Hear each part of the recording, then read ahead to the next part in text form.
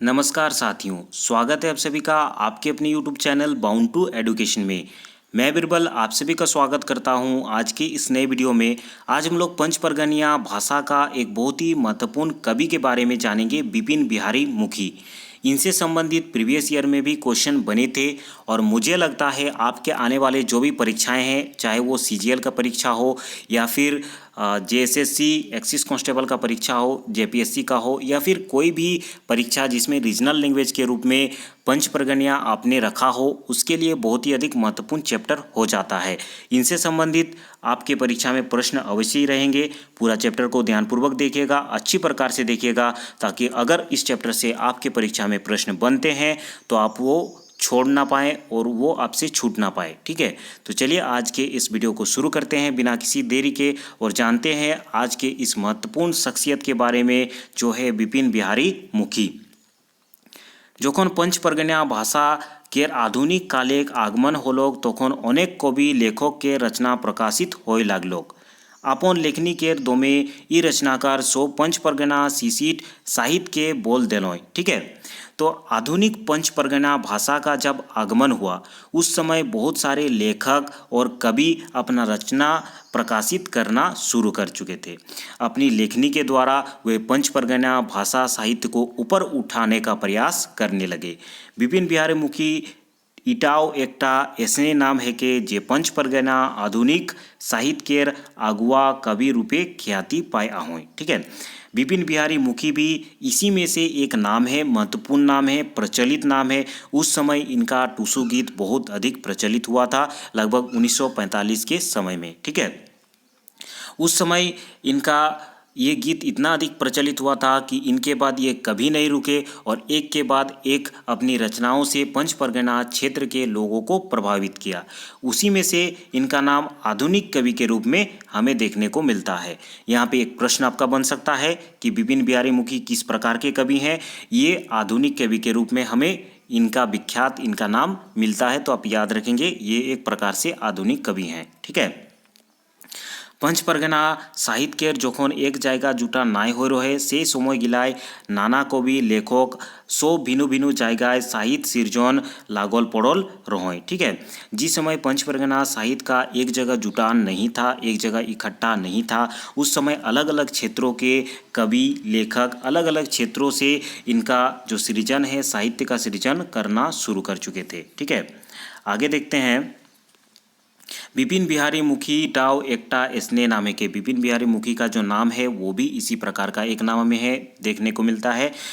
जेमने से समय गिलाय निजेक रचना माध्यमे पंच परगना आधुनिक साहित्य के नवा रूप देख करे प्रयास लागल पड़ल रहे। वे भी उस समय अपनी रचना के माध्यम से पंच परगना आधुनिक साहित्य के विकास को प्रभावित करने का प्रयास कर रहे थे, उनको उठाने का प्रयास कर रहे थे। बिपिन बिहारी मुखी केर जन्म 1921 ईस्वी केर जनवरी मासे टाटानगर केर सोनारी महन एकटा हरिजन परिवारे होय रहे। ठीक है, उनका जन्म का तिथि याद रखेंगे, बहुत अधिक महत्वपूर्ण है। बहुत अधिक महत्वपूर्ण इसलिए है क्योंकि इससे संबंधित बहुत अधिक प्रश्न आपके परीक्षा में बनते हैं। तो याद रखेंगे बिपिन बिहारी मुखी का जो जन्म है वो 1921 में हुआ था और कहाँ हुआ था? टाटानगर अर्थात कि जमशेदपुर के सोनारी के एक गरीब परिवार में, हरिजन परिवार में हुआ था। ठीक है, सबसे अधिक पूछा जाता है कि ये किस क्षेत्र से बिलोंग करते थे या फिर इनका प्रारंभिक शिक्षा, प्राथमिक शिक्षा किस क्षेत्र से हुआ था। ठीक है, तो आप याद रखेंगे इनका जन्म सोनारी में हुआ था और इनका जो प्रारंभिक शिक्षा है वो भी सोनारी के एक छोटे से स्कूल में हुआ था, इसे भी आप याद रखेंगे। बिपिन बिहारी छोटे खोनले गरीबी केर मायर सोहत के बढ़त रहे। बिपिन बिहारी का परिवार चूँकि गरीब था तो वो छोटे से ही गरीब का मार सहते हुए बड़े हो रहे थे। घर पास करे एकटा स्कूले इनको आरंभिक शिक्षा शुरू होलो। घर के सामने के ही एक स्कूल से इनका आरंभिक शिक्षा शुरू हुआ। ठीक है, तो याद रखेंगे इनका आरंभिक शिक्षा कहाँ हुई? सोनारी में ही हुई, एक छोटे से स्कूल में इनका प्राथमिक शिक्षा हुआ। ठीक है, मैं हिंदी में एक्सप्लेन इसलिए कर देता हूँ क्योंकि बहुत सारे स्टूडेंट पंच परगनिया क्षेत्र से नहीं बिलोंग करते हैं। ठीक है, और उन्होंने पंच परगनिया को इसलिए अपना रीजनल लैंग्वेज चूज़ किया है क्योंकि इसका लिपि देवनागरी है। ठीक है, तो उन स्टूडेंट को थोड़ा लाभ पहुँचे इसलिए मैं हिंदी में एक्सप्लेन कर देता हूँ। ठीक है, इनके जनैया सब कहला जे विपिन बाबू केर मन छोटे खोने पढ़े लिखाई दोमे लागत रहे। ठीक है, इनके जो जानने वाले हैं वे कहते हैं कि इनका छोटे से ही पढ़ने लिखने में बहुत अधिक मन लगा रहता था। कोनो विषय केर जेईर तो जाय कहन ओके बुझना इनकोर स्वभाव रहे। किसी भी विषय के गहराई तक जा कर के उनको समझना इनका एक प्रकार से स्वभाव था। स्कूले कोनो जदि नाय बुझातो हले मास्टर सब के पैर मारत रहोय। विपिन बाबू निजे आरंभिक शिक्षा के पूरा करत के 1942 ईस्वी में मैट्रिक पास कर लो। ठीक है, विपिन बाबू अपना आरंभिक जो शिक्षा है वो पूरा करके 1942 में मैट्रिक पास किए। ठीक है, तो इसे आप याद रखेंगे। विपिन बाबू ने कब मैट्रिक पास किया था? 1942 ईस्वी में किया था, भारत आज़ाद होने से पहले। ठीक है, इस डेट को याद रखिएगा, इससे प्रश्न बन सकते हैं। इस समय गिलाय मैट्रिक पास करनाव दोमे बड़े बात रहे। ठीक है, तो इस समय मैट्रिक पास करना भी बहुत अधिक बड़ा बात था। जैसे ही इनने मैट्रिक पास कर लो तैसे ही इनको टाटा कंपनी में है नौकरी करे कर आस जाग के लोग। जैसे ही ये मैट्रिक पास किए उस समय मैट्रिक पास करने के बाद टिस्को में जॉब मिलता था, तो इनका भी जॉब करने का इच्छा जगा। ठीक है, और इनको जॉब भी मिल गया था। किछु दिन परे विपिन बाबू के टाटा कंपनी किरानी केर पदे रख लो। कुछ दिन बाद ही, चूँकि इनको टैलेंट था, पढ़ाई लिखाई में अच्छा था, तो टाटा कंपनी ने किरानी के पद में इनको रख लिए। ई दिन टाई इनकोर परिवार दमे रिच होय काहे नो एबारे उनकोर गरीबी के दिन पढ़ाई केर समय आए रहे। ठीक है, जब इनको नौकरी मिला तब इनके परिवार के लोग भी बहुत अधिक खुश हुए, क्योंकि चूँकि इनका परिवार गरीब था तो घर का कोई नौकरी करता है तो इनको एक प्रकार से आस रहता है कि इनका जो गरीबी है वो दूर होगा। ठीक है, तो इनको जब नौकरी मिला टाटा कंपनी में और टिस्को में जॉब करना मतलब बहुत बड़ी बात है, अभी भी और उस समय भी बड़ी बात था। ठीक है, तो इनको जब टिस्को कंपनी में जॉब मिला तो इनका परिवार बहुत अधिक खुश हुआ और इनका जो गरीबी था वो थोड़ा थोड़ा दूर होने लगा। धीरे धीरे विपिन बाबू केर परिवार समोरे लागलोग, उनकोर मोनेव शांति केर बास बास होए लागलोग। धीरे धीरे इनका परिवार गरीबी से थोड़ा ऊंचा उठने लगा। ठीक है, और इनके मन में भी शांति का बास होने लगा।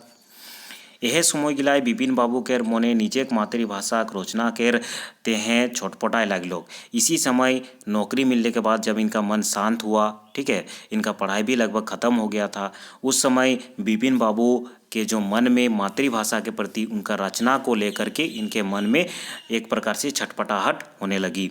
लिखे पढ़े केर साथ तो इनको छोटे खोन ले रहे, तो ई बार इनके नजर अपन पंच परगना केर संस्कृति, पर्व त्योहार, भाषा सब के जगाएकटाई ध्यान गेलोग और पंच परगना भाषा में एक ले एक रचना बहराए लागलोग। जब इनको नौकरी मिल गया, इनके मन में शांति हो गई, तो पंच परगना से संबंधित इनका जो मन में इच्छा था रचना करने का वो जागने लगा और एक से एक रचना इनका बाहर निकलने लगा। ठीक है, गीत गोविंद प्रेमी लोग तो रोहबे करतो इनकोर रचना गिलाय ई रोस केर दर्शन हो गेलोग। गीत गोविंद प्रेमी तो ये बचपन से ही थे और इनके रचना में भी ये जो रस है वो हमें देखने को मिलता है। 1957 ईस्वी में विपिन बाबू के लिखल ढेर गीत के किताब टूसू गान रूपे प्रकाशित होलोक और पूरा पंच परगना क्षेत्र लिखल गीत के गहलाएं और झुइम उठलो। ठीक है, 1957 ईस्वी में एक टूसू गीत के रूप में इनका एक किताब प्रकाशित हुआ, तो इसे याद रखेंगे। सबसे पहले इनका गीत का एक किताब प्रकाशित हुआ 1957 ईस्वी में। बहुत अधिक प्रश्न बनते हैं इसे, जिसे टूसू गीत कहा जाता है। और इनका गीत इतना अधिक फेमस हो गया कि गांव-गांव छोटे छोटे क्षेत्रों में भी, यहाँ तक कि पंच परगना क्षेत्र से बाहर जैसे कि उड़ीसा और बंगाल के क्षेत्रों में भी ये टूसू गीत बहुत अधिक फेमस हो गए। ठीक है, और इनका पहला रचना ही बहुत अधिक प्रचलित हो गया था। पंच परगना के संस्कृति निजे एक नवा रूपे गाँवे गाँवे दस्तक दे शुरू कर दे रहे। पंच परगना का जो संस्कृति है वो इनका संस्कृति का नया रूप गांव-गांव तक दस्तक देना शुरू हो चुका था। ये अनुपम पंच परगना टुसु गीत रचनाटा बिहार, बंगाल और उड़ीसा में हेन धूम मचाए दे रहे। ये अनुपम पंच परगना टुसु गीत आसपास के जिलों जैसे कि बिहार, बंगाल और उड़ीसा में धूम मचा दिया था। कोना कोचाई जैसे कि मेदिनीपुर, बांकुड़ा, पुरुलिया, मयूरभंज, सुंदरगढ़, केवझर, सिल्ली, बुंडू, राहे, बारेंदा, तमाड़, इचागढ़, रांची और पातकुम केर पंच परगना प्रेमी सहोब के ई बुक टाकेर पूर्ति पावत रहे।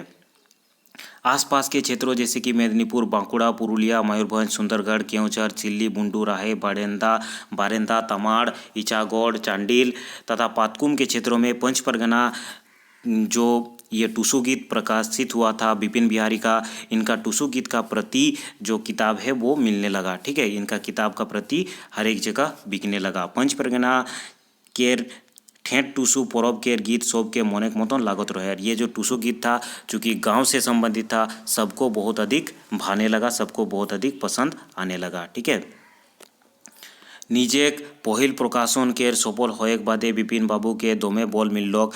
पहला प्रकाशन का सफल होने से इनको बहुत अधिक बल मिला और ये कभी भी पीछे मुड़ करके नहीं देखे। आरकार होए उमने कबो पिछुआ के नाय देख लो। पंच परगना भाषा में हेन एक केर बादे एक झूमर भादर गीत केर रोइच कोहन डिगाए लागलो। ठीक है, पंच परगना का जो टुसु गीत आया था उसके बाद एक से एक झूमर इन्होंने निकाला, भादौर गीत निकाले और एक से एक रचना करके डिंगा दिए। ठीक है, विपिन बिहारी केर गीत पंच परगनिया संवाद, पंच परगनिया बास और माटी केर महक पवायला। विपिन बिहारी के जो भी गीत है, जो भी रचना है, उसमें पंच परगनिया का संवाद हमें देखने को मिलता है। पंच परगनिया के माटी का महक हमें उसमें देखने को मिलता है। बहुत कम ऐसन को भी हो जेकोर रचना सोइले पंच परगनिया जनजीवन केर एत्रा पासे ahoy। बहुत कम ऐसे लेखक हैं जिनकी रचना पंच परगनिया जनजीवन के इतने पास हैं। अर्थात कि इनका जो रचना है, इनका जो गीत है, इनके जो कविताएं हैं वो पंच परगनिया के क्षेत्रों के छोटे छोटे गाँव से संबंधित है, छोटे छोटे गाँव के झोपड़ियों से संबंधित है, जिनके कारण लोगों के मन को ये बहुत अधिक भाते थे। ठीक है, उनसे संबंधित कुछ पंक्तियाँ दिए गए हैं, विपिन बिहारी के द्वारा लिखे गए हैं। जैसे कि ये पंक्तियाँ दिए गए हैं, इनको आप देखिए।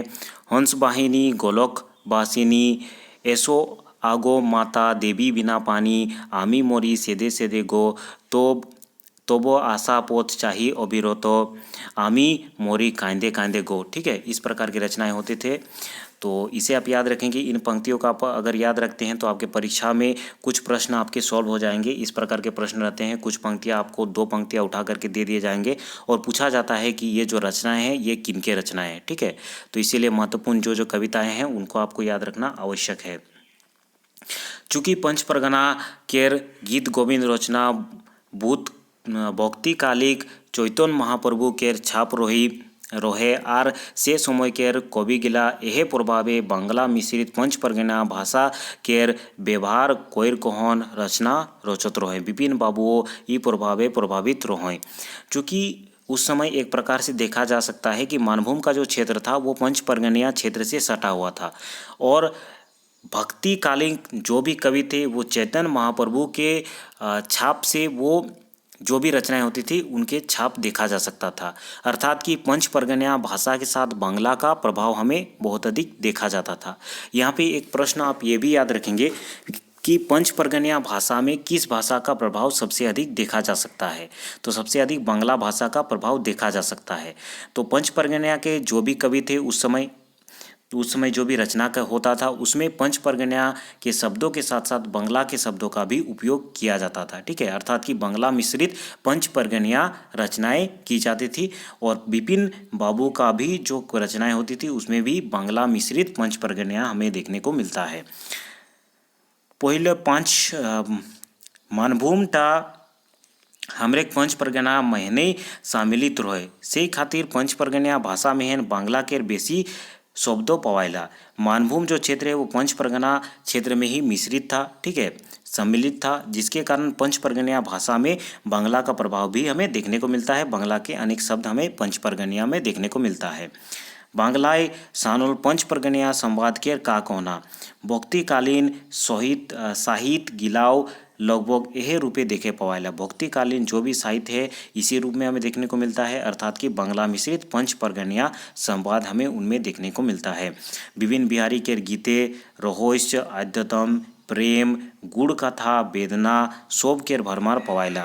बिपिन बिहारी के जो भी गीत होते थे उसमें रहस्य, इन सब शब्दों को आप याद रखेंगे, इनसे प्रश्न बन सकता है, जैसे कि रहस्य, आध्यात्म, प्रेम, गुड़ कथा, वेदना, ये सब चीज़ों का भरमार रहता था। हर एक गीत केर इमन जीवंत रचना कोई रहोई, हर एक गीत का ये जीवंत रचना करते थे। सांझ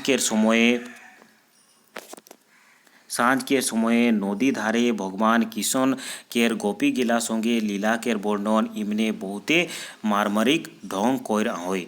शाम के समय में भगवान कृष्ण और गोपी के बीच के लीलाओं का वर्णन ये बहुत ही अधिक मार्मरिक ढंग से किए थे। कुछ पंक्तियाँ दिए गए हैं, इन पंक्तियों को याद रखेंगे। इन पंक्तियों से भी प्रश्न बन सकते हैं, जैसे कि 2 पंक्ति उठा करके आपको दे दिए जाएंगे और पूछा जाएगा ये पंक्तियाँ किनके द्वारा रचित है, ये पंक्तियाँ किस कवि के द्वारा रचना किए गए हैं। ठीक है, तो इनको आप याद रखेंगे। जैसे कि सांझेर काले नदीर कूले तुमी दियो ना चुम्बन गाले, टान ना आँचले बंधु तुमी हासिर मजाके, छाड़ो रसराज दगाबाज बंधु लाज लागे है हमाके, তোমার চোখের মুসিয়ানে আর আমি ভালো জানি জানি হে, ছুঁয়ে না যৌবন যৌবন তুমি রসের নাগরি ছলকে, খুলে ফেল এ বাহু ডর তুমি শ্বাস করনা জিগঝর হে, কাঁপে আমার দুটি আধর बंधु छातियों दोल के। ठीक है, उनका जैसा सुर तो नहीं मिला पाएंगे, लेकिन आप इन पंक्तियों का अच्छी तरीके से देख लीजिएगा और इन पंक्तियों से भी आप प्रश्न बन सकते हैं। ठीक है, आगे चलते हैं। इन प्रकार के इनके रचनाएं रहते हैं और जितने भी आप कविता या फिर गीत पढ़ते हैं पंच परगनिया से संबंधित, उनके लेखक का नाम अवश्य याद रखिएगा, क्योंकि उनके लेखक से ज़्यादा प्रश्न पूछे जाते हैं। बिपिन बाबू हमरेक पंच परगना केर शान है कोई, जखन पंच परगना आधुनिक साहित्य के कायिक विधा केर दरकार होलोक, खने एमने आपन रचनाक दोमे पंच परगना भाषा साहित्य के बोल देलोय। बिपिन बाबू जो हैं ये हमारे पंच परगना का एक शान है। ठीक है, जब पंच परगना आधुनिक साहित्य के काव्य विधा का दरकार हमें था, अर्थात कि इनके साहित्य का जो विस्तार करना जरूरी था, उस समय इन्होंने अपने रचना के दम पर के पंच परगना भाषा को बल दिया, उनके साहित्य को बल दिया। आधुनिक पंच परगना भाषा के साहित्य को विकसित करने में बहुत अधिक मदद की। इनको गीत कोखनो हमरे के प्रेम रोसे भिजा देत रोहे, कखन करुणाय भोर देत रोहे, तो कखनो भक्ति रोसे हाबू डाबू खवा करवात रोहे। कभी कभी इनके गीत रचना हमें प्रेम में भिगो देते हैं, कभी कभी करुणा से भर देते हैं, तो कभी कभी भक्ति में हाबू डाबू करवा देते हैं। ठीक है, इनके रचना इस प्रकार से होते थे। बिपिन बाबू झारखंड के धरोहर को, बिपिन बाबू झारखंड का एक प्रकार से धरोहर हैं। इनकोर लिखोल अनेक गीत के संकलन होले दीनबंधु महतो जोहड़ाई कहन एकटा किताबेक रूपे दिया हुई। ठीक है, इनके जो भी लिखे गए गीत कविता थे, इन्होंने दीनबंधु महतो ने इनको एक जगह इकट्ठा करके उसे एक किताब का रूप दिए। किताबटा 2014 में है झारखंड झरोखा रांची के प्रकाशन में छापल जाया है। किताब जो छापा गया था वो 2014 में झारखंड झरोखा रांची के प्रकाशन के माध्यम से वो उसे प्रकाशित किया गया था। ये किताबटा के नाम है कि झूमर संगीत बिपिन बिहारी मुखी। ये जो किताब का नाम है वो है झूमर संगीत बिपिन बिहारी मुखी। याद रखेंगे, झूमर संगीत बिपिन बिहारी मुखी। ये जो संकलित किया गया है ये दीनबंधु महतो के द्वारा संकलित किया गया है, लेकिन इसमें जो भी गीत कविता या फिर गान जो भी लिखे गए हैं वो लिखे गए हैं बिपिन बिहारी मुखी के द्वारा। ठीक है, वास्तवे दीनबंधु महतो एकटा बड़े काम करा हय, नाई तो एतिक सुंदर सुंदर रचना गिला मध्यकालीन कवि सब के रचना गिला एसर रकम नष्ट हो जतक। ठीक है, दीनबंधु महतो ने बहुत अधिक अच्छा काम किया है, नहीं तो ऐसे सुंदर सुंदर रचनाएं बिपिन बाबू का आज नष्ट हो जाता और हम नहीं पढ़ पाते। ये किताब डाकेर माध्यम बिपिन बाबू सब दिन हमरे माझे अमर हैं। इस किताब के जरिए बिपिन बाबू हमारे बीच में हमेशा के लिए अमर हैं। बोचर 2013 में हैं बिपिन बाबू के अखड़ा सम्मान लेख सम्मानित कोरल जाया है। 2013 में बिपिन बाबू को अखड़ा सम्मान, याद रखेंगे, अखड़ा सम्मान से सम्मानित किया गया है। इनकोर कीर्ति सब दिन पंच परगना केर मान बढ़ाते रही। इनका जो कृति है वो पंच परगनिया भाषा का और पंच परगना क्षेत्र का हमेशा मान बढ़ाते रहेंगे। ठीक है, तो ये बहुत ही अधिक महत्वपूर्ण हम लोगों ने लेखक के बारे में पढ़ा, बिपिन बाबू के बारे में। इनसे संबंधित आपके आने वाली परीक्षा में प्रश्न बन सकते हैं, तो इसे ध्यानपूर्वक देखेंगे। अगर आपको PDF चाहिए तो टेलीग्राम ग्रुप ज्वाइन कर सकते हैं, लिंक मैं डिस्क्रिप्शन में दे दूंगा। इसी प्रकार झारखंड से संबंधित और पंच परगना भाषा से संबंधित विभिन्न प्रकार के अगर आप वीडियोज़ देखना चाहते हैं तो आप हमारे चैनल के प्लेलिस्ट में जा सकते हैं। वहाँ पे आपको डिफरेंट प्लेलिस्ट मिल जाएंगे, जहाँ पे पंच परगना भाषा से संबंधित विभिन्न प्रकार के आपको बिंदुएं देखने को मिल जाएंगे। जैसे कि पंच परगना साहित्य का अलग प्लेलिस्ट आपको देखने को मिल जाएगा, पंच परगना कहानी कविता, ठीक है। उसके बाद साहित्यिक और सांस्कृतिक निबंध और उसका व्याकरण, हर एक चीज़ का अलग अलग प्लेलिस्ट मैंने बना दिया है। इसके अलावा भूगोल इतिहास का भी आपको झारखंड से संबंधित मिल जाएंगे, ऑब्जेक्टिव क्वेश्चंस का भी आपको प्लेलिस्ट मिल जाएगा। आपको वीडियोस ढूंढने में परेशानी नहीं होगा। ठीक है, अगर आप इसी प्रकार के वीडियोस देखना चाहते हैं तो आप चैनल को सब्सक्राइब कर सकते हैं और सामने के बेल के आइकन को भी प्रेस कर सकते हैं, ताकि जो भी वीडियोस इस चैनल में अपलोड होंगे उसका नोटिफिकेशन आप तक डायरेक्टली पहुंच जाएंगे। ठीक है, अगर आपने वीडियो को अभी तक लाइक नहीं किया है तो इसे ज़रूर लाइक कर दे। इससे हमें एक प्रकार से मोटिवेशन मिलता है, साथ ही मुझे पता चलता है कि इस प्रकार के जो वीडियोस है वो आपके लिए मैं आगे अपलोड करूं या फिर ना करूं। धन्यवाद, अगले वीडियो में हम लोग फिर मिलते हैं।